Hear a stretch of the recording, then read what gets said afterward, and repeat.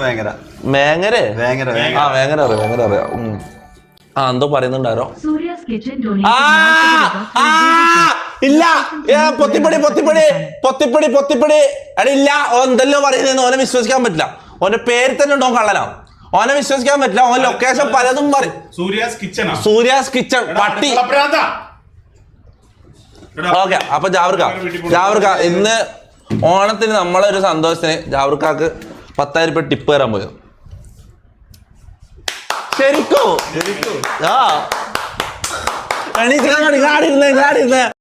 ഇതെന്താ കയ്യെല്ലാം വിട്ട് നമ്മളെന്താ പാട്ട് മത്സരോ?